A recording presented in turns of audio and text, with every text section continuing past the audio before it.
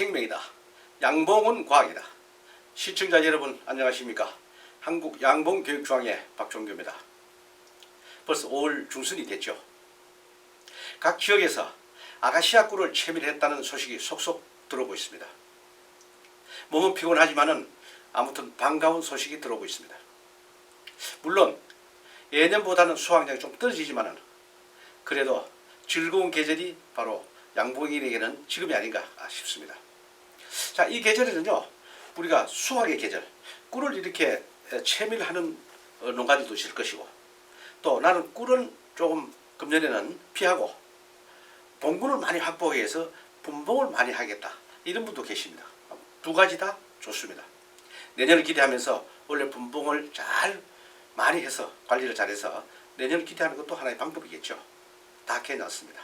두 가지 오늘 헤드라인 강의를 준비를 했습니다. 주례꾼과 지원군. 아카시아 꿀을 많이 확보하기 위해서는 주례꾼이 필요합니다. 그 다음 채밀 후에 질병 관리를 어떻게 해야 되는지 크게 두 가지 헤드라인을 준비를 했고요. 또 강론에서는 5가지 키워드를 준비를 했습니다. 지금 철이에 이제 분봉을 많이 하시는 분, 또 아카시아 꿀을 채밀하고 난 이후에 분봉을 하기 위해서 준비를 하고 계시는 분들도 계십니다. 작년에 이어서 금년에도 이렇게 본중앙에서 여왕벌 우량 종봉을 생산하고 있습니다. 특히 금년에는 산란왕까지 이렇게 생산하고 있기 때문에 필요하신 분들은 전화 주시면 되겠고요. 주례꾼과 지원군에 대해서 강의를 하도록 하겠습니다. 교재를 가지고 계신 분 교재를 참고하시기 바랍니다. 우리 144페이지 보시면은 교재를 가지고 계신 분들은 144페이지 보시면 5월 중순 양봉 관리가 나와 있습니다. 그 옆에 145페이지를 보니까 주례꾼에 대해서 설명을 해놨는데 간단히 읽어보고 하도록 하겠습니다. 자, 주례꾼이란 꿀 수확을 집중적으로 도모하기 위해 조성한 세력이 강한 강군을 말한다. 벌들의 개체수는 약 5만에서 6만 마리 정도에 달하며 이들을 수용하려면 기존의 벌통에 다시 벌통을 얹어 놓은 개상이 된 구조물이다. 즉 개상이라는 말입니다. 지원군으로부터 유봉, 봉충판, 합봉 등의 방법으로 벌을 보충받아야 한다. 이렇게 주례꾼에 대해서 해놨고요. 자, 지원군에 대해서 같이 또 읽어보고 하겠습니다. 지원군은 주례꾼의 꿀벌을 공급하기 위해 조성된 봉군을 말한다. 봉군은 그러면 어떠하든 상관없지만 지원 후 봉군의 생존성을 감안할 때 최소 3회 이상의 분량이 되어야 많은 강군이 좋다. 이렇게 해놨습니다. 자, 주례꾼과 지원군입니다.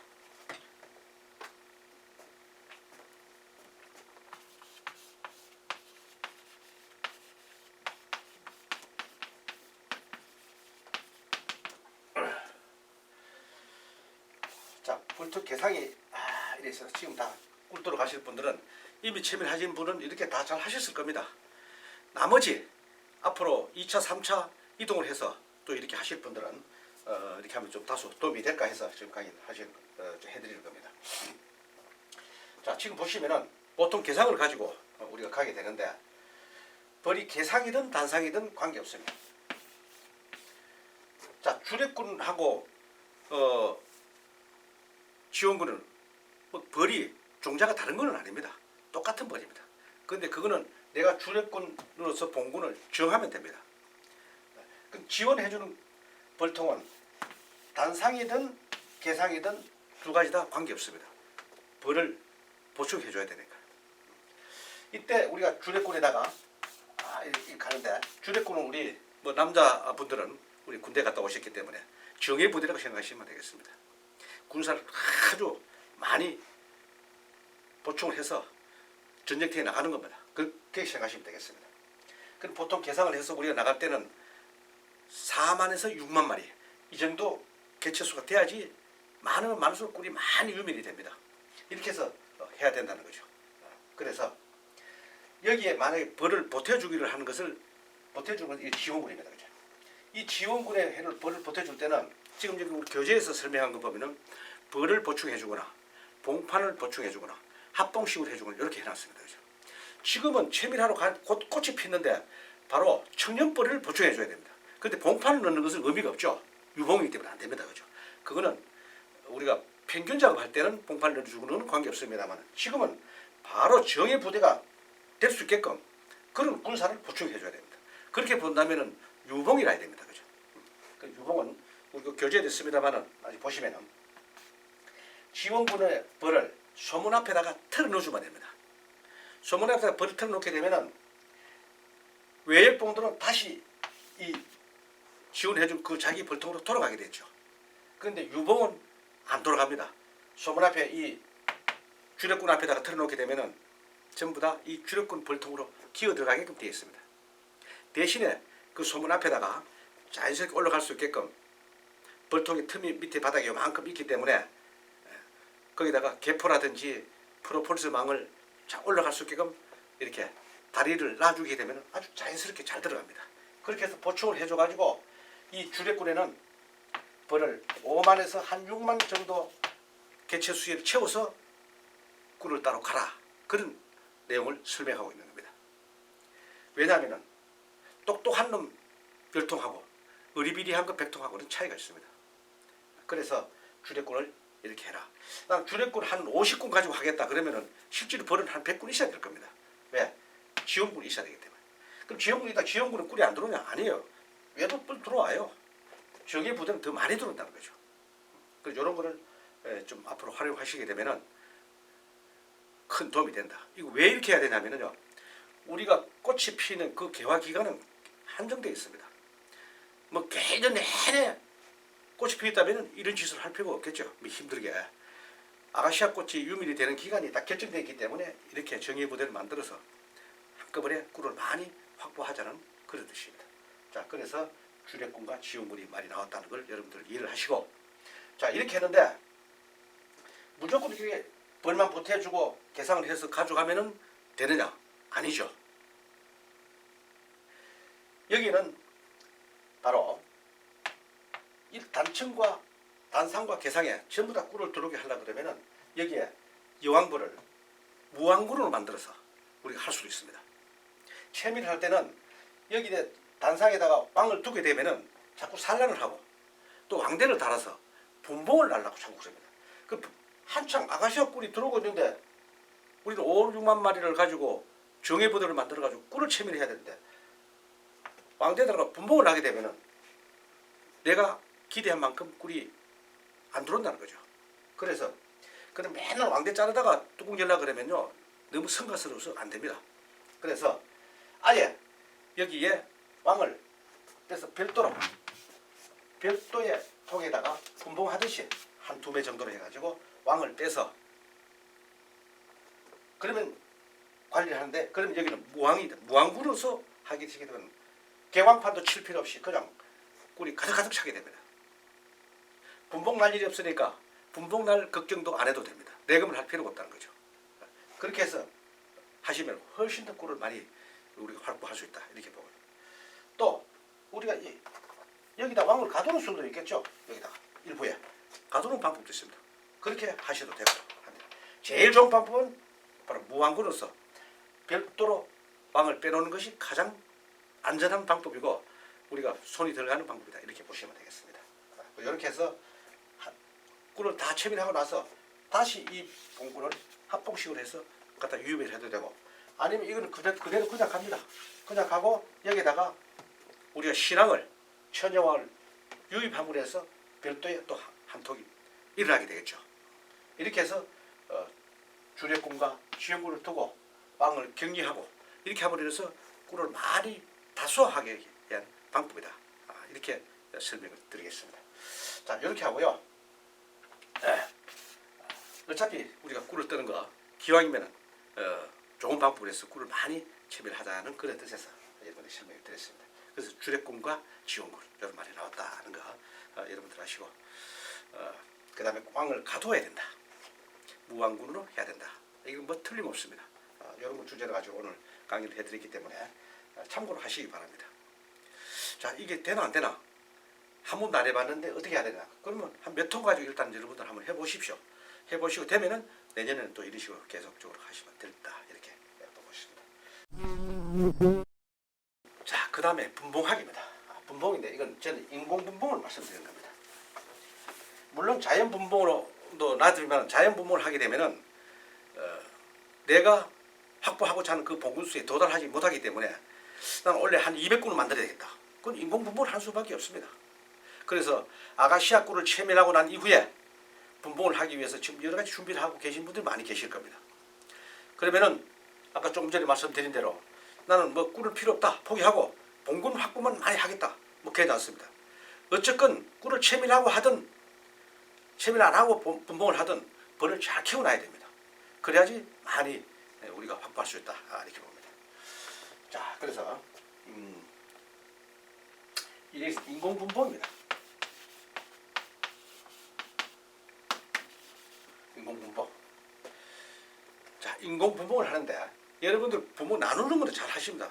특히 지금 5월달과 6월달은 뭐 분봉의 계절이라고 해도 과언이 아닐 정도로 그만큼 분봉이 잘 됩니다. 그 이유는 뭐냐면 바로 외기 온도가 좋기 때문에 그렇습니다. 그다음 먹거리가 풍부합니다. 또 화분도 들어옵니다. 그래서 분봉하기가 아주 적기다 이렇게 보시는데 분봉은 여러분들 갈라놓는 걸 잘 합니다. 그죠?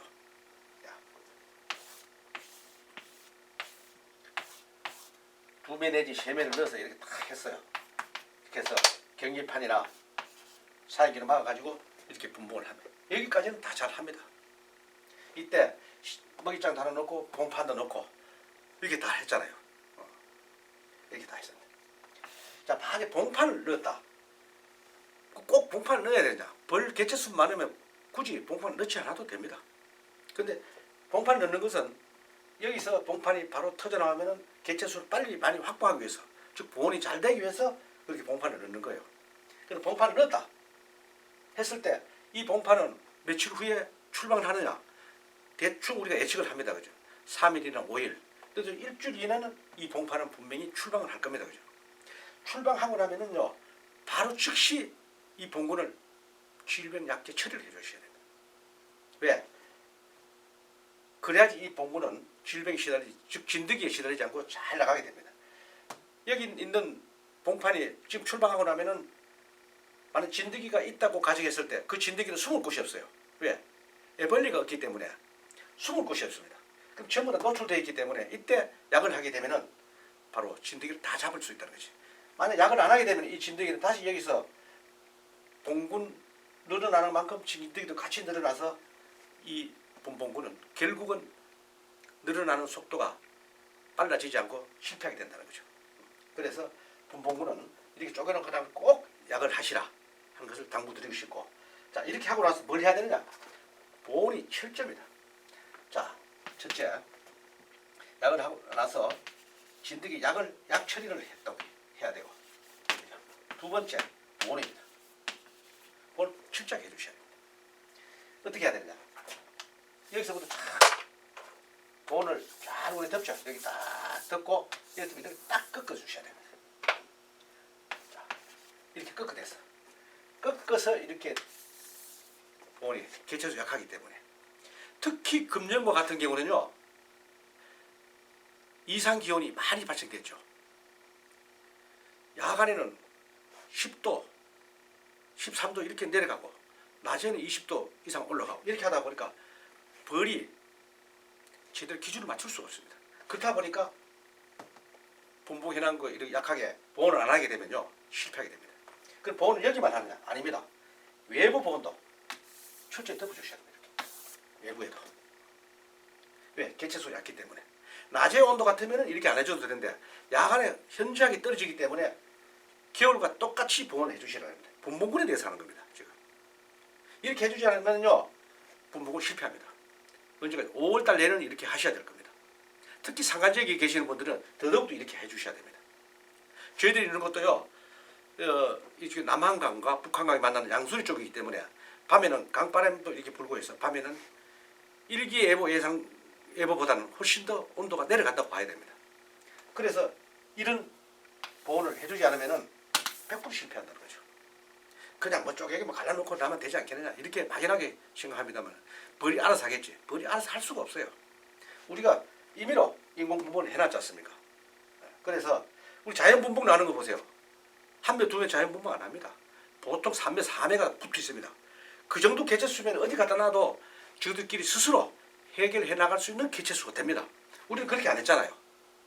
그래서 이런 행위가 꼭 필요하다는 걸 여러분들 아셔야 됩니다. 이런 것이 부족해서 실패하는 경우가 많다. 내가 잘못한 거는 모르고 왜 이렇게 안 되지 그럽니다. 이렇게 기준을 두고 여러분들 하시라는 겁니다. 그래서 보온을 철저히 해주셔야 됩니다. 보온을 내부 보온, 외부 보온, 보온이 진행되지 않으면 실패를 한다.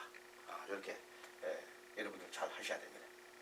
그래서 안에 요것만 딱 해줘 놓으면 더 이상 이거는 열어볼 필요도 없어요. 그냥 두시면 됩니다. 그러면 이제 여왕벌이 없을 때 여왕벌만 유입해놓고 나면은 이 봉구는 먹이가 있고 여왕벌이 있고 하면은 한 10일 이상 더 이상 열어볼 필요가 없습니다. 10일 후에 여왕벌을 넣고 10일 후에 이제 산란이 했나 성공했나 안 했나 그것만 확인하면 됩니다. 성공했다 그러면 더 그대로 가만히 두시면 되고 만약 성공을 안 했다 여왕벌이 유출이 됐다 그러면 다시 여왕벌 유입을 하면 되고 또 다른 방법으로 합봉을 하든지 이렇게 나가야 됩니다. 그래서 지금 분봉의 계절이기 때문에 특히 인공분봉을 해야 될 그런 계절입니다.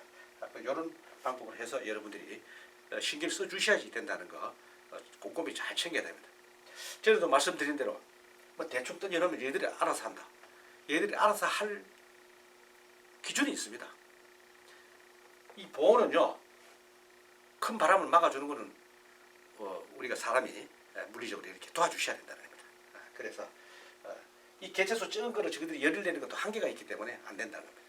그래서 이런 거를 좀 신경 쓰시고 여러분들이 해주셔야 됩니다. 자, 다시 한번 말씀드리면은 약 처리를 꼭 해주셔야 돼요. 분봉원에 대해서 출방하고 나서 약 처리 꼭 해주셔야 돼요. 두지 보온입니다. 요것만 잘 해주셔도 분봉군은 100% 성공할 수 있다. 이렇게 말씀드리겠습니다. 계속해서 빠지지 않고 하는 게 바로 이게입니다. 자, 질병 중에서도 뭐 있었습니까? 진드기가 있습니다. 진드기도 가시형이가 있고 바로아응이 있습니다. 두 가지가 있다는 걸 아시면 되겠습니다. 지금 여러분들이 많이 지금 있는 게 바로아응이에요. 가시응에는 육안으로 구분도 안 될 정도로 못 보신 분들도 많을 것입니다. 그런데 이걸 어떻게 해야 되느냐? 질병 관리를 하는데 우리가 계속해서 금년 초부터 제가 질병에 대해서 계속 다뤘습니다. 그죠? 지금까지 약을 하지 마라. 진드기가 있는데 그러면 어떻게 해야 됩니까? 진드기 개체수를 줄이기 위해서 수펄방을 이용해서 개체수를 줄여나가라 그랬잖아요. 지금까지 그렇게 다 해오셨으리라고 믿습니다. 간간히 그것도 불안해서 중간에 약을 하신 분도 계실 겁니다. 자, 어쨌건 지금까지 왔습니다. 자, 질병이라 그러면 대표적인 게 80%가 이 진드기 피해가 80%입니다.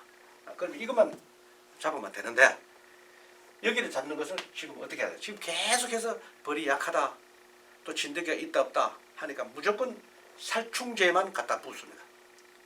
살충제. 충을 잡는. 바로 진드기 잡는 약 항생제만 갖다 들어부었습니다. 약하다 그러니까 붓고 안 된다 그러니까 갖다 붓고 계속 했습니다. 그죠? 그러다 보니까 야 이거 이상하다. 진드기가 제대로 잡히지도 않고 왜 이렇게 약을 계속 했는데 안 되느냐 이런 분도 계십니다. 그래서 지금 오늘 말씀드리고 싶은 것은 바로 아가시아꿀을 채밀하고 난 이후에 바로 질병 처리를 하라. 즉 진드기 처리를 하라는 겁니다. 왜? 지금요. 지금 5월달 아닙니까? 5월, 6월. 자, 이거 흰 글씨를 씁시다. 지금 5월, 6월, 7월. 이렇게 있습니다. 진드기가 폭발적으로 이렇게 늘어났습니다. 이렇게 늘어났습니다. 벌이 이렇게 많은 진드기가 있다 소치더라도 벌이 워낙 많이 태어나니까 일부 진드기로 피해가 있다 소치를 느끼지 못할 뿐이에요. 그래서 진드기 약은 하지 말고 개체수 줄여나가자. 왜? 살충제를 계속 치다 보니까 벌한테도 피해가 갈 뿐만 아니라 또 꿀에도 잔류도 되고 벌의 내성도 생기고 여러 가지 있기 때문에 하지 말자 하겠습니다. 그럼 어떻게 해야 되느냐? 진드기는 이렇게 좀 늘어나오다 이때부터 급속적으로 늘어날 시기예요. 그래서 조금 있으면요, 지금은 절정을 찍다 조금 있으면은 벌들의 생산도 조금 줄어든답니다. 왜? 벌 꿀 따라간다가 계속 지쳐가지고 엄청나게 힘들어가지고 있고, 그 다음에 계속 이제 온도가 계속 올라가니까 이 진드기는 서서히 이제 그 온도에 따라서 진드기가 창궐 하게 된다는 거죠. 그래서 이 만나는 지점, 요걸 갖다가 임계점이라고 했습니다. 벌을 정점을 치는 게 내려오고, 반대로 진드기는 한창 온도가 좋기 때문에 많이 증가될 그 시점, 그 시점을 갖다가 그러면 5월 한 20일이다, 30일이다 이렇게 못을 박을 수가 없습니다. 그래서 지금 우리는 아카시아 꿀을 윤비들기를 위해서 우리 벌을 키워왔기 때문에 아카시아 꿀을 채밀하고 난 이후에 그때가 바로 임계점이라고 여러분들 판단하십시오. 하시고 그때 바로 약을 하시면 됩니다. 어떤 약? 이때는 뭐 살충제건 우리 뭐 질환균 제거 어디서든지 약을 하시면은 약발을 잘 받을 겁니다. 왜? 지금까지 3, 4, 5 이때 약을 안 했거든요. 그래서 약을 하면 되는데 지금 후속적으로 또 우리가 꿀을 채매대할 꿀이 있습니다. 그죠? 밤꿀도 있고 또 뭐 야생화 꿀도 있고 지역에 따라서 여러 가지 꿀을 채매해야 되기 때문에 우리가 이 농력 성분이 있는 항생제는 사용할 수가 없습니다. 그래서 이때는 바로 개미산이나 옥사산을 활용한다든지 그 이외에 각종 친환경약을 여러분들 사용하셔서 방제를 하시라는 겁니다. 그리고 시기가 언제나 바로 아카시아 꿀을 채밀하고 난 이후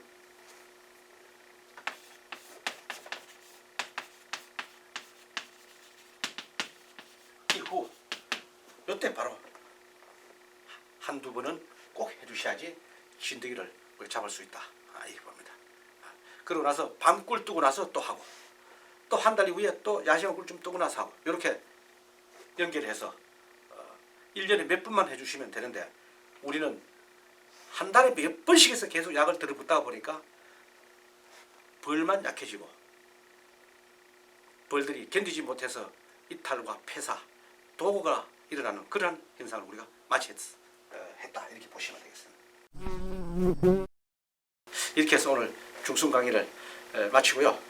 또 하순에 또 좋은 소식을 가지고 여러분들과 함께 하도록 하겠습니다. 여러분들 고맙습니다.